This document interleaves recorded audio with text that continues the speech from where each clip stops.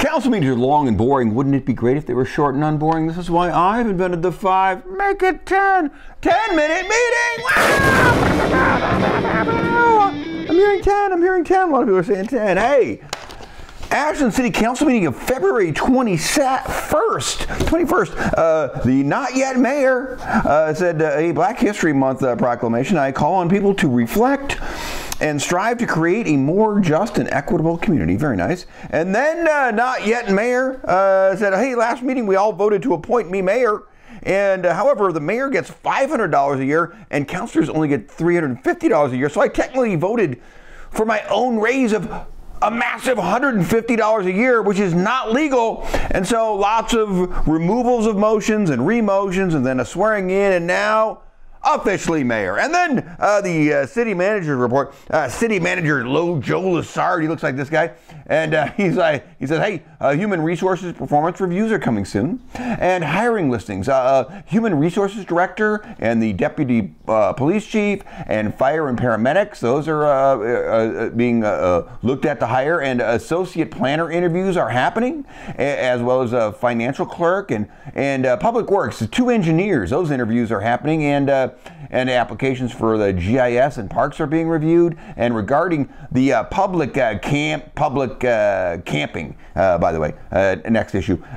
By law, the city must give campers 72 hours to relocate. And so most campers in the downtown area, they're there all the time, like were given that warning and offered housing, but have declined. We believe that they are making a protest point and will move every 72 hours until they've made their point. And then the severe weather shelter is in place for the rest of the week.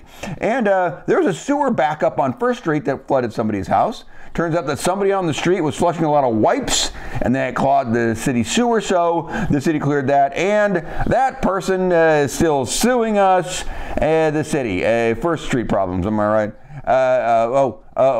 Stay tuned. More to come on that. And then he goes, hey, the look ahead. March 6th is an economic roundtable, and March 20th is a CIP review, and March 7th, the appointments for council, city priorities adoption, Parks and Rec report, and request for CIP money. And then public forum. The public forum, I started with the short 5G lady in a hat, of course. She said, smart meters are a scam. They're even worse than 5G.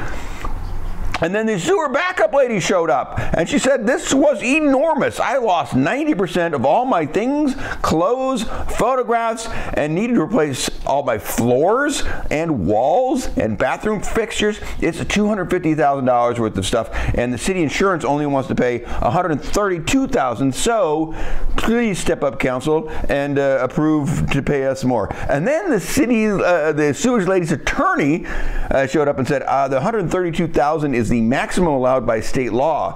So we are asking for $119,000 from the city, or we will sue and probably cost the city way more money. And then a purple scarf lady, who is a friend of the sewer lady, said, my friend's been emotionally destroyed.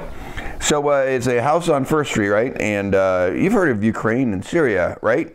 So we should all pump the brakes on this. And then 30-year-old mayor. 30 years ago mayor. So she's old. She's an old mayor. She said, hey, let me, Cathy Shaw, explain this food and beverage tax to you not as smart people. An open spaces and trail proposal was made by Parks 35 years ago, and everybody hated it.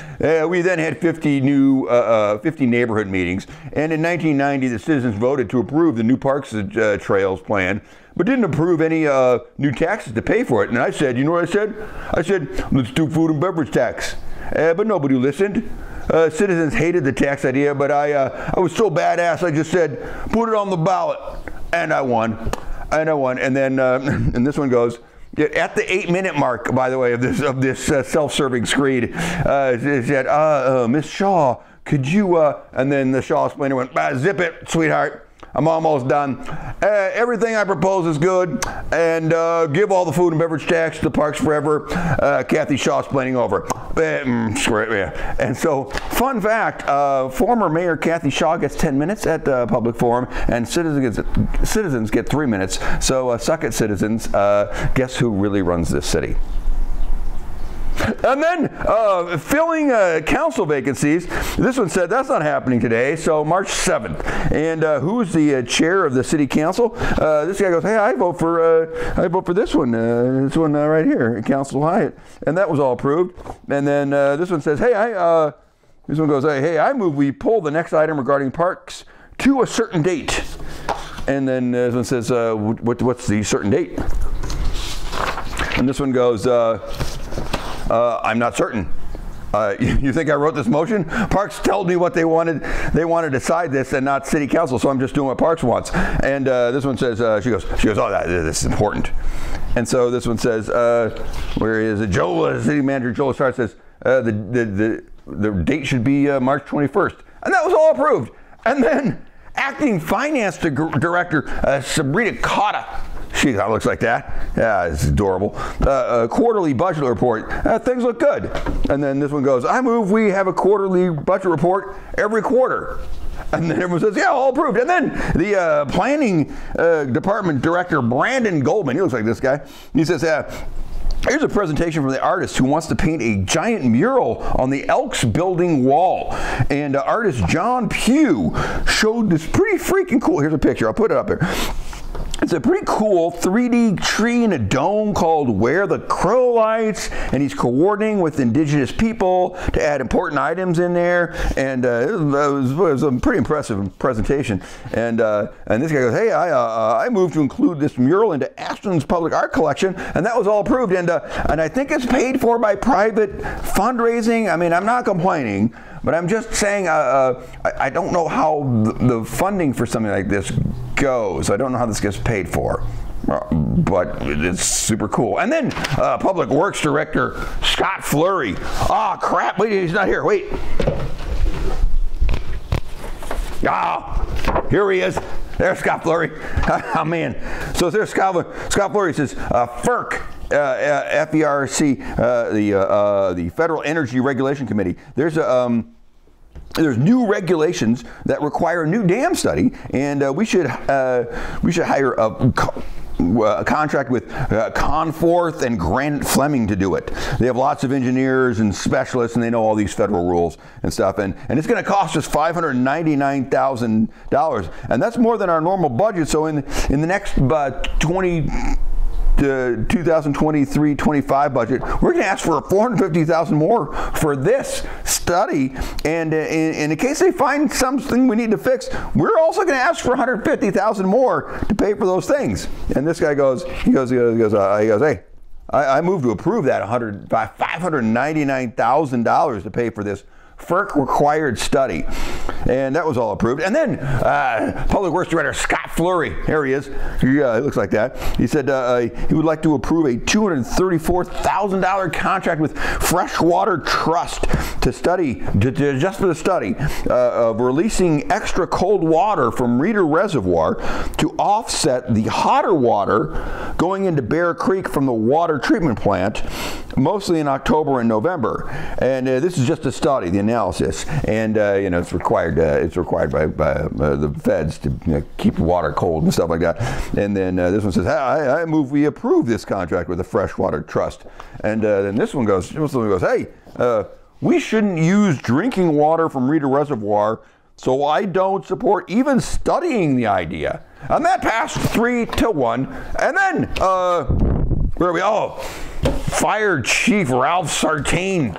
He kind of looks like Fire Marshal Bill here. Every fire chief looks like Fire Marshal Bill. And he says, we're getting new scuba tanks, not without the U part, the underwater part, the CU. Anyway, it's the air tanks they use on the back when they go into, burning buildings and stuff. And they're asking, he says, I'm asking permission to not have a public bidding process, because we need specific tanks that go with our stuff, and we've already trained with them, and we've got 90% of the money from a federal grant. So let's just do this. This is like just let me get these tanks from this one place without this whole process. And this one goes, she goes, oh, I totally approve that. That's I move to approve, all approved. And then planning director Brandon Goldman right here, he looks like this guy, and he says, he goes, hey, here's a second reading of Ashland's version of the state law that allows every single house lot to allow to be put a second unit on it or to split their lot. And exactly specifics, but there was some argument about requiring sidewalks in the first reading of this, but they didn't change any language, so it must be fine, I guess. And then it was all approved. So then they go to. We're closing it out here. Hold on, everybody. Closing out. This one says, I met with citizens who live on Ashland Mine Road, and they were worried about fire evacuation, and that was valuable. And then this whistle says, I toured the senior center, and they do lots of great stuff. Who knew? And that was it. End of meeting. You're welcome.